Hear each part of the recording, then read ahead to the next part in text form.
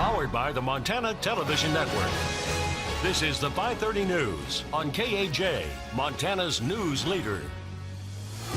Good evening and thanks for joining us. I'm Don Fisher. The influenza virus has recently become widespread across the entire continental United States, but here in Montana the sickness hasn't been as heavily spread as other states, but in Flathead County we have already seen over 300 cases this season, making it the most in the state. The Montana Department of Public Health and Human Services reports that 89 new cases of influenza in the county have sparked up in a one-week span from January 7th to the 13th. State health officials have also reported there have been 18 deaths in Montana attributed to influenza, and all but 2 have been adults over the age of 65. North Valley Hospital Chief Medical Officer Jason Cohen says one of the reasons we have seen the spike in cases this year is probably the reoccurrence of dominant strains of the flu that we haven't seen in a few years. H3N2 is one that we haven't seen for a little while, so when you see the same flu strain year after year, populations develop more of an immunity. When it's a flu strain that's more virulent, like this one seems to be, and one we haven't seen for a while, it's going to travel more quickly through the population. And we'll have a full report at 10 on what schools and hospitals are doing to prevent the high numbers we have seen so far in the Flathead Valley during this season. And with the spike in flu cases across western Montana, the Missoula County Health Department has tips on how to prevent catching this contagious virus. Infectious disease specialist Pam Whitney suggested the best thing we can do is practice hand hygiene. She says wash our hands more than normal during this time of year. And another tip, keep alcohol-based sanitizer nearby and wipe down all surface areas frequently. If you cough, cover your mouth with your sleeve or elbow and have tissues ready to use. Lastly, Whitney says the flu shot is an extra step towards protecting ourselves from the flu.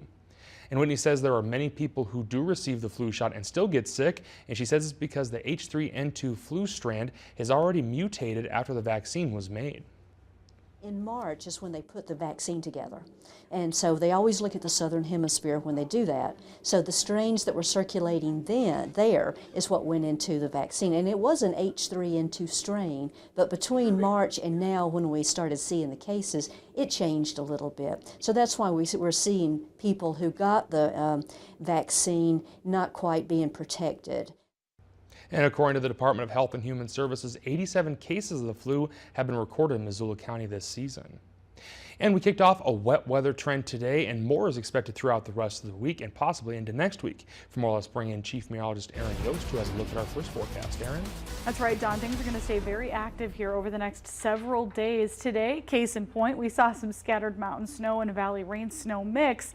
We will see colder temperatures, though, moving in here overnight tonight as a cold front tracks across the region. That will drop snow levels down to all valley floors with a little light accumulation possible as we head into your Thursday, especially by the morning commute. With that said, things will stay very active right into this upcoming weekend with some scattered snow showers. Milder air could arrive once again for us on Sunday with highs topping out well into the 30s, if not low 40s. I've got more details on the way. All right, thanks, Aaron. And if you've ever visited Glacier National Park, you've maybe experienced a close encounter with a mountain goat, bighorn sheep, or other animal. And while fun to see, close encounters with wild animals can be dangerous, but one trained border collie does her part to keep those animals at a safe distance. MTN's Nicole Miller has more about this program.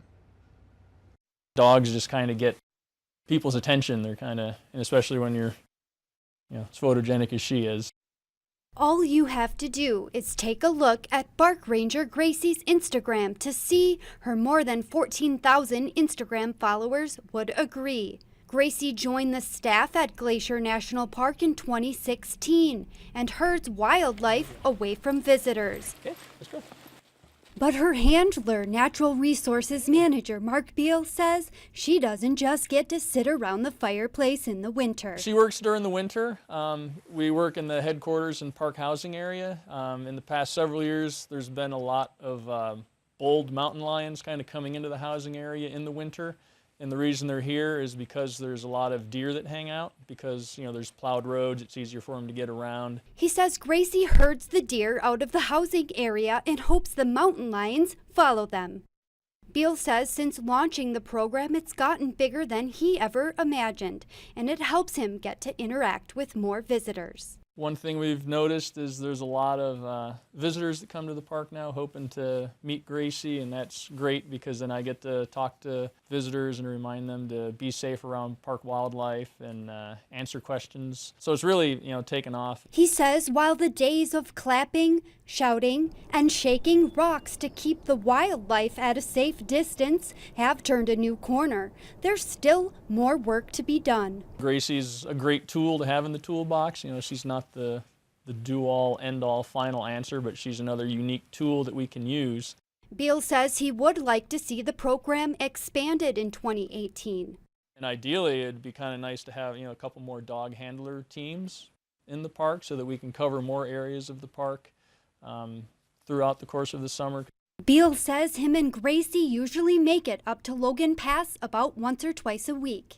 Nicole Miller, MTN News, Glacier National Park. And that program is funded through private donations. Leaders with the Helena, Lewis, and Clark National Forest want to postpone a delayed timber project outside of Lincoln to do further analysis on how last year's wildfires affected the area. The Stonewall Vegetation Project is intended to reduce fuel for wildfires and improve forest health and wildlife habitat. Starting in July, the Park Creek and Arasta Creek fires burned more than 13,000 acres in the project area, including almost 3,000 acres that had been scheduled for logging or prescribed burns. Forest Supervisor Bill Ivey says in a statement that he won't withdraw his decision to move forward with the project, but he said the fires made significant impacts on wildlife, soils, and other factors. We're going to have a limited analysis of some of those conditions that have changed based on the wildfires in the project area. That will also help provide us with the most current and changed information, as well as being able to provide that information to the courts. And the Stonewall project has been on hold since May of 2017 because of a lawsuit by environmental groups, including Alliance for the Wild Rockies.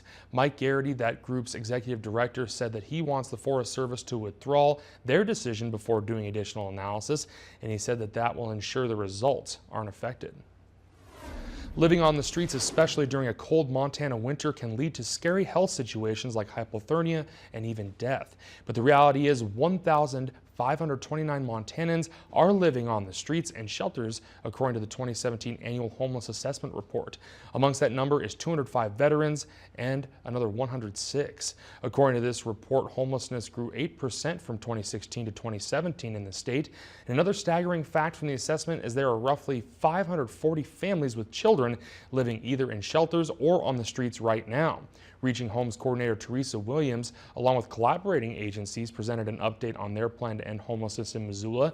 The plan launched in 2012 and is currently in stage 2, building a coordinating system.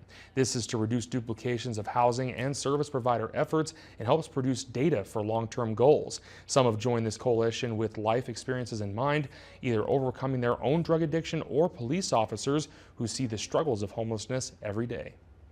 It takes every ounce of energy, compassion, humor, and patience that I can bring to this endeavor every day. It's been tremendously rewarding. It's been sad and heart-wrenching at times. And I really started to learn that what was helping me the most was being accepted, being told I was valuable, and really being welcomed into the community. They're accepted, and that they have the ability to move on from what is this momentary, brief, hopefully highly traumatic juncture in their life. And of the total number of homeless individuals in Montana, just over 64% live in shelters and almost 36% live on the streets. The suspect in Tuesday's deadly school shooting in Benton, Kentucky is expected to be tried as an adult. Authorities still have not identified him or a motive, and 2 students were killed in the rampage, while 14 others were shot and 4 others hurt as they tried to escape. Adriana Diaz has the latest from Benton, where many in the small town are still in shock.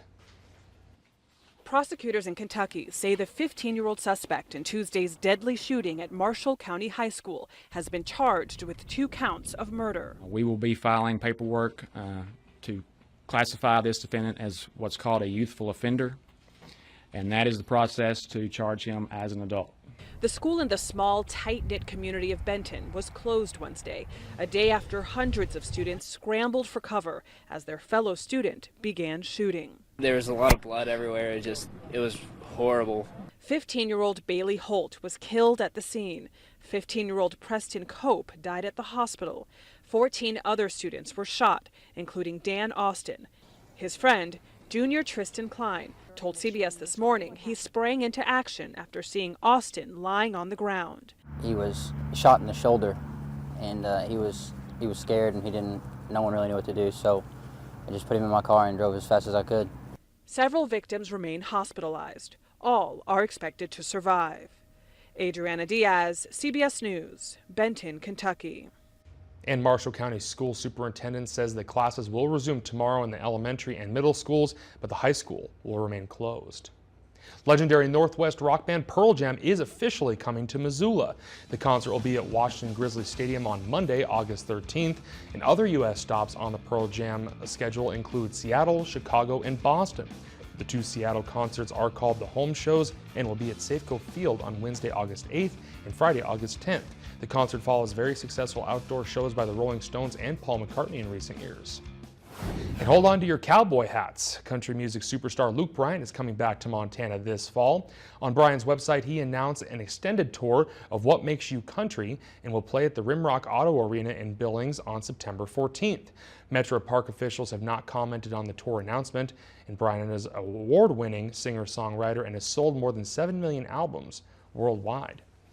And up next, the fate of a former Olympic doctor accused of sexually assaulting more than 150 young women is sealed during his sentencing hearing today. Stay with us.